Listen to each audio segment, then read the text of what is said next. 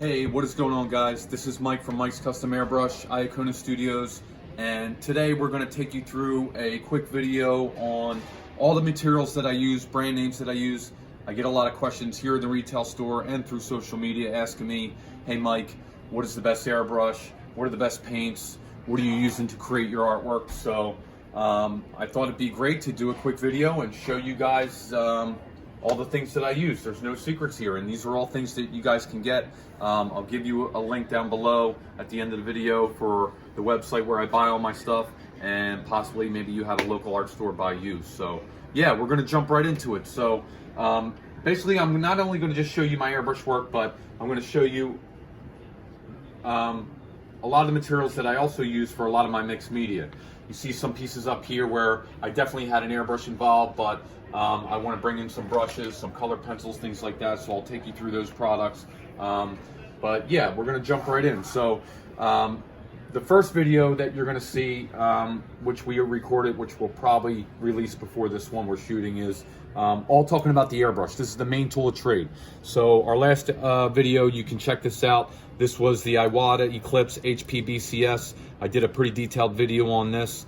And again, we're just getting started with these videos, so I'm going to get a little better as I go on. But yeah, I went through that and I felt like you guys could get some good content, and this is a great airbrush to get started. So the Iwata HP BCS Eclipse, I'm not going to go too much into that. We're just going to go through the products today, but you can check out that video that I did on here, which we'll be probably releasing today. So first tool of trade, airbrush. You need an airbrush.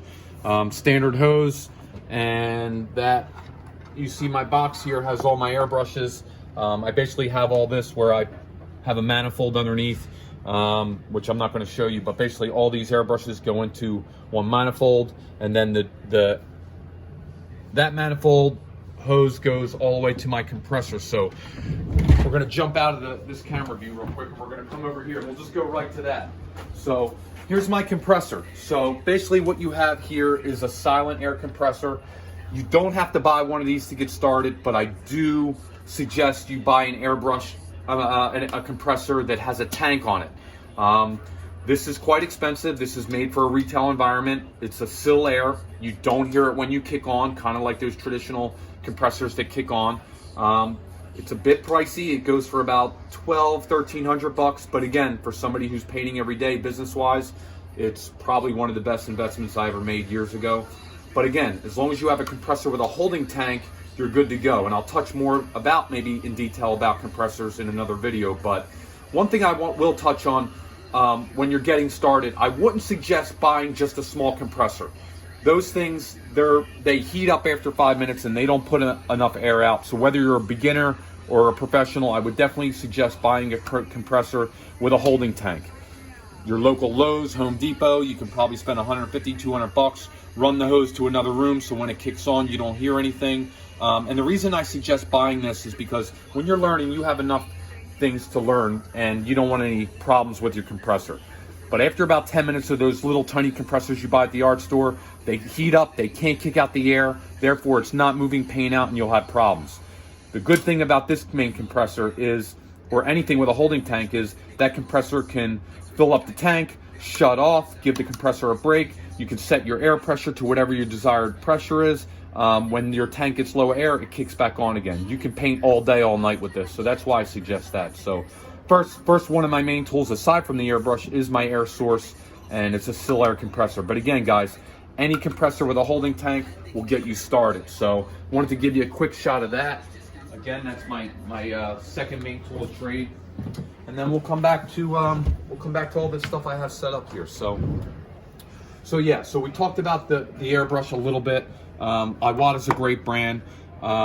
Showed you the compressor. So this is the bottles that I use. These are Pache VL3 glass jar bottles. I like these because they stand up.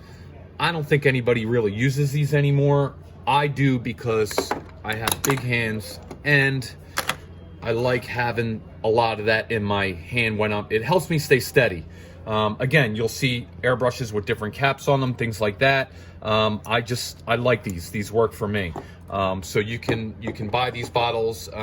Everything you see here you can buy at coastairbrush.com, and again I'll leave that in the links description below. But so that's a good glass jar bottle. They're solvent proof, so whether you're using acrylic paint, enamel paint, urethane, they work great for whatever paint. These are pretty common. This is what a lot of people are using. Same thing. It's a plastic solvent proof jar. They're very lightweight. They can't really stand up on their own, but most people's setups, they'll have a little slots where they could slide that in, hold their airbrush. But these are great just as well.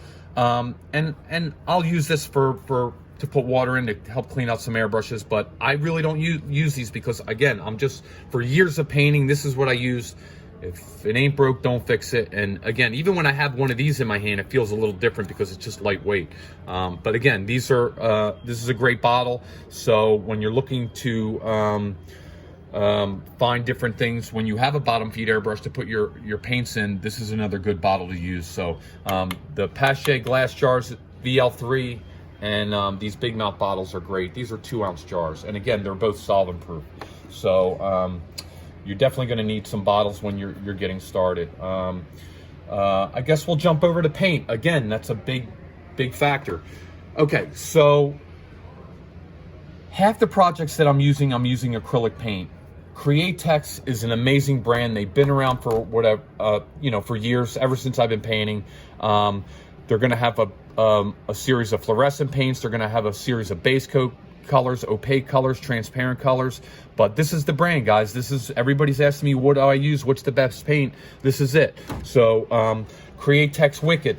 This is an addition brand to Createx, put together a few years back.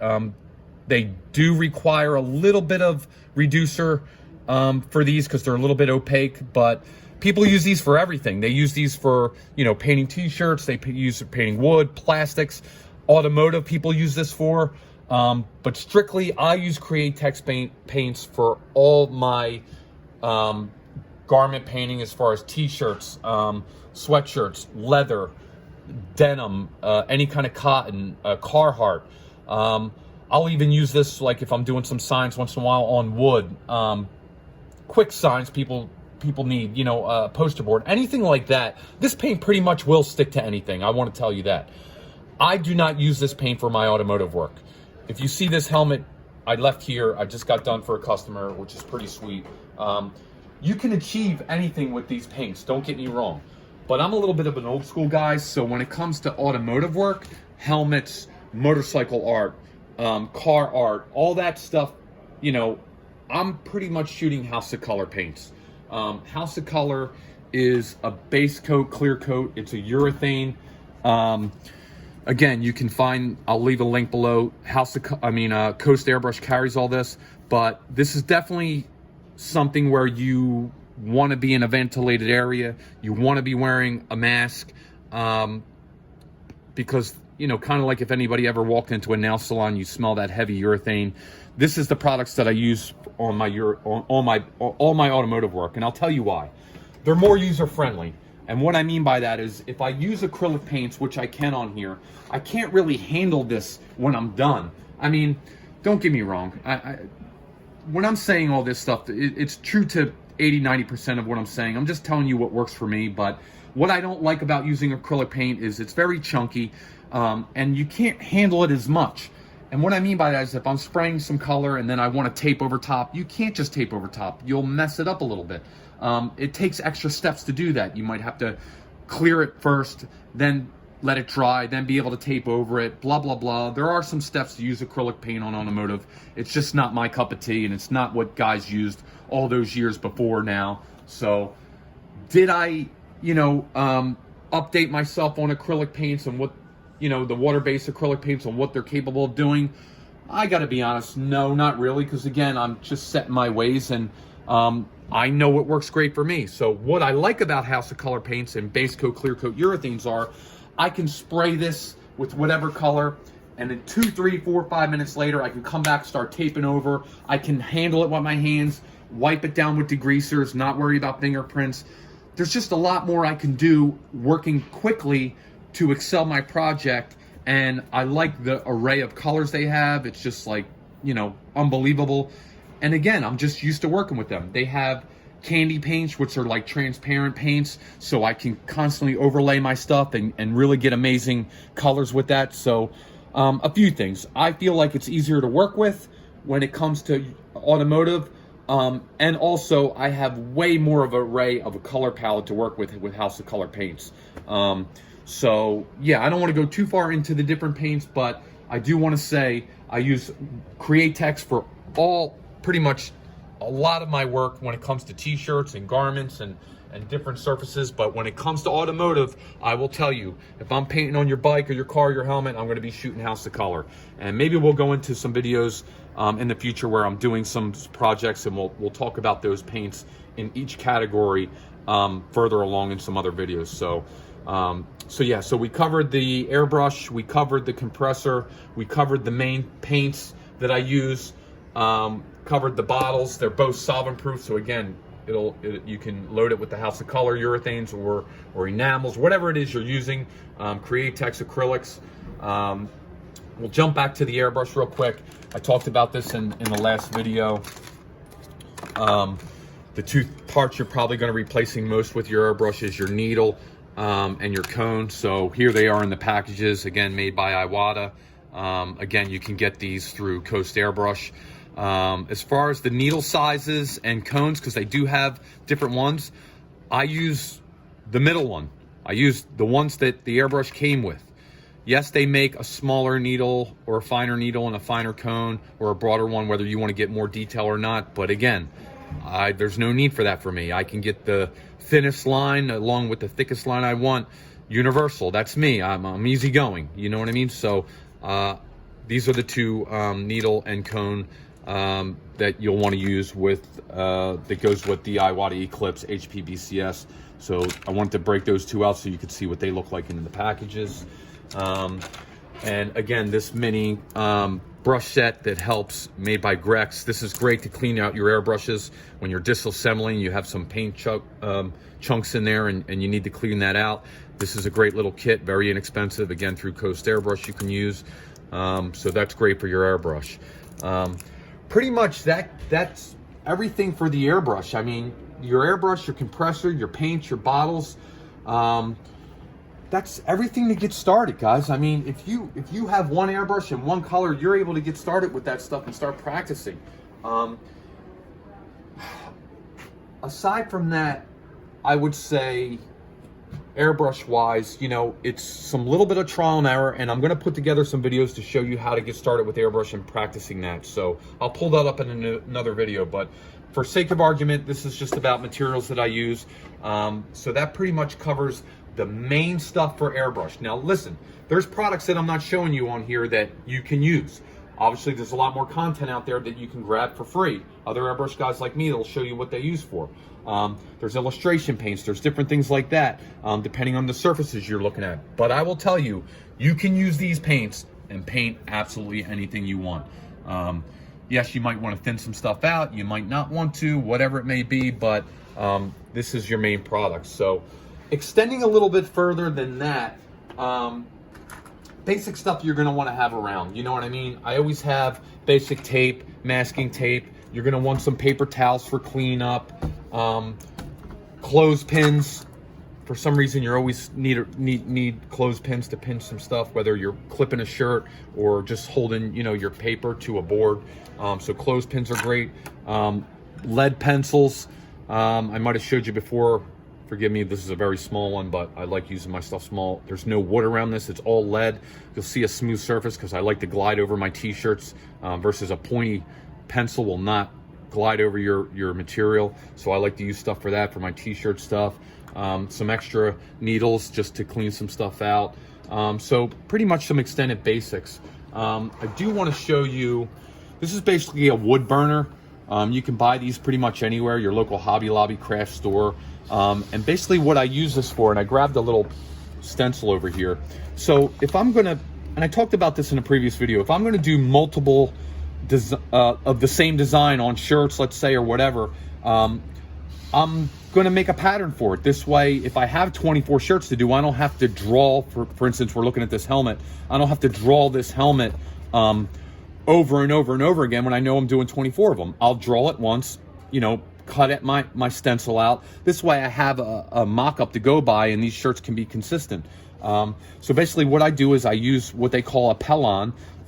You can buy this at your local fabric store, or maybe your local Walmart has that fabric section, Hobby Lobby. And it's just, you know, pretty thick, but it's great because you can spray on it. It doesn't let the paint go through, but it's thin enough where you can cut out. And basically what I'll do is, once I heat the stencil burner up and I draw my line work where I want it, I'll come in and I'll basically, you know, put little holes there. So this way, when I'm transferring my design to that shirt, I can pick up, spray around that design lightly, pull that off, and you're gonna see your lines there. So I still have to go in and freehand each shirt that I'm doing, but again, you could see why this could be a time saver, because I don't have to draw this freehand every time. So I'm gonna elaborate more about stencils, because all through the years of me painting, man, that stencil word comes up, and it has so many different meanings, and it just seems like it was like stencils are over here, and guys that freehand are over here, and there's a clash in the middle. But I want to show you, you know, what the purpose is of stencils and why I think they're a handy tool, but also why I think you shouldn't rely on them. So again, Pellon, I believe P-E-L-L-O-N. Your local fabric store can get this, so I won't have a link below. And a wood burning stencil with a small tip, and that helps you create your stencils, guys. So a couple things there, extending above, a little bit broader than your normal stock stuff that you're going to use. And then I want to talk about some other materials that don't have to do with airbrush work. And again, I hung some pieces up here, and I don't know if you can get a close look, but you'll definitely see where the airbrush work is, soft stuff. But I use a lot of acrylic paints when I'm doing some stuff, and I also use some colored pencils. So I don't like putting a limit when I'm working on my own work, because I just want to use the right tool for the right job, and I like different textures. Airbrush gives you a very smooth look, which is cool. But so here's some acrylic paints that I like using. These are Liquitex Basics. I just grabbed a few. You know, basically it's just an acrylic paint. Squeeze it out just like you would any other paint, and you know, and I'm using stock brushes, guys. I grab brushes that will work for me. All different types of brushes. You can see I just grabbed a few here, and that's what I use for my acrylic paints. And you can't go wrong with the old. Let me grab a knife here. Well, obviously you see I put these for use, but you see that logo right there? Don't hate, don't hate. Bob Ross, man. You guys want to learn how to paint acrylics? I strongly suggest. I think they're actually on Netflix now. You can go on there, and he has painting where he does his 30-minute paintings. Listen, guys, I'm approaching 48.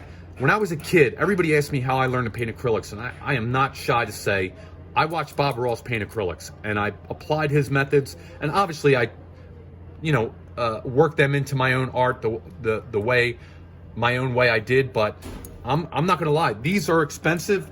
All his stuff is expensive, but they're beast tools. Like, you'll have these forever. So I have a ton of Bob Ross stuff. Don't get me wrong, I have more brushes, but I can elaborate a little further on that in another video. But basically, brushes, good brushes. You want to invest in good brushes, you'll have them.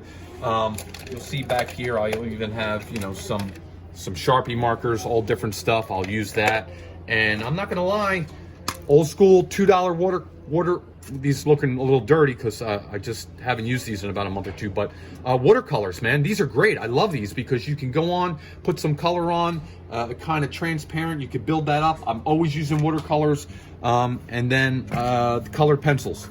So Prismacolor is one of the best you can buy. I would definitely invest in Prismacolor. I hear a lot of artists say they don't buy them because they're expensive. I got to be honest, what are you kidding me? It's your work. So definitely invest in good products. And there is a difference between these and your generic Crayola watercolor, color pencils. That's my 2 cents.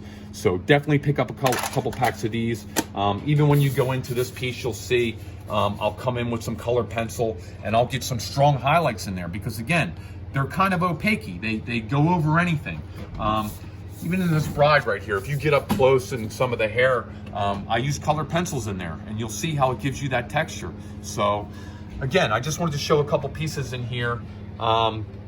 this one over here with Harley Quinn and Joker, this is a great piece. It might be hard to see. I got a glare on there, but I used everything in this piece. I used an airbrush. I used watercolors. I used acrylics. I used some colored pencil. I even used, I think some not crayon type stuff. I don't know. I'm drawing a blank. It doesn't matter. But you can see all the different textures you have in here.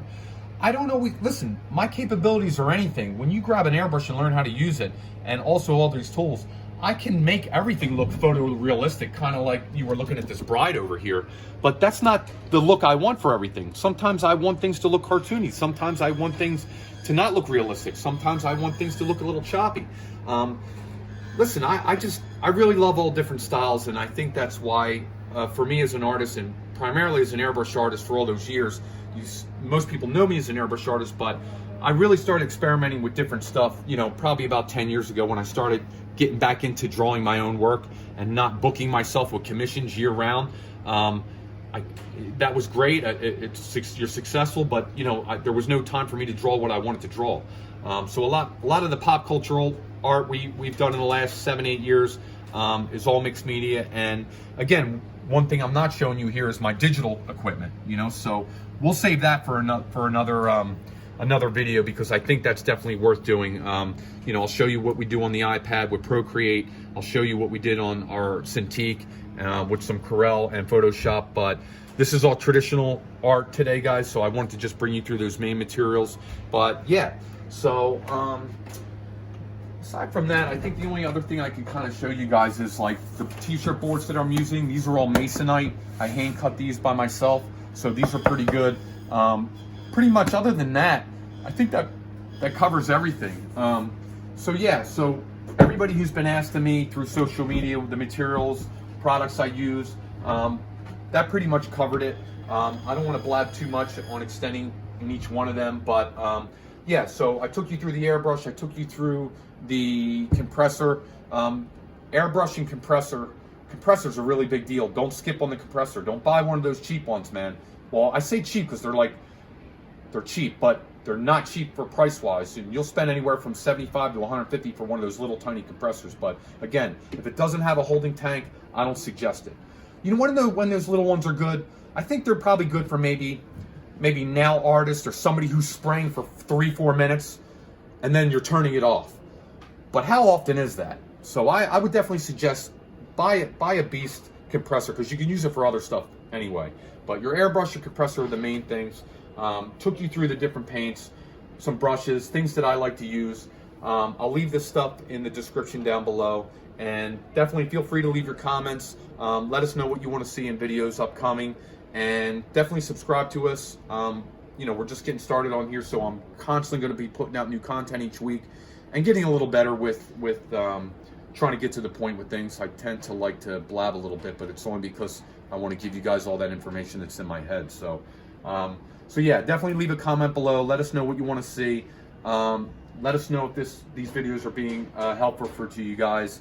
And yeah, until the next time, maybe we'll go into a project. I'm not sure yet. We'll do some brainstorming, but I'm going to drop that video with the information that goes a little bit into detail with that airbrush probably today, and then hopefully we'll get this one up in the same day, if not the next day. So yeah, until then, guys, check us out, Mike's Custom Airbrush on Facebook, The Art of Michael Iacono on Instagram, Iacono Studios on Insta, iaconostudios.shop if you want to check out some of our work and purchase some of our art.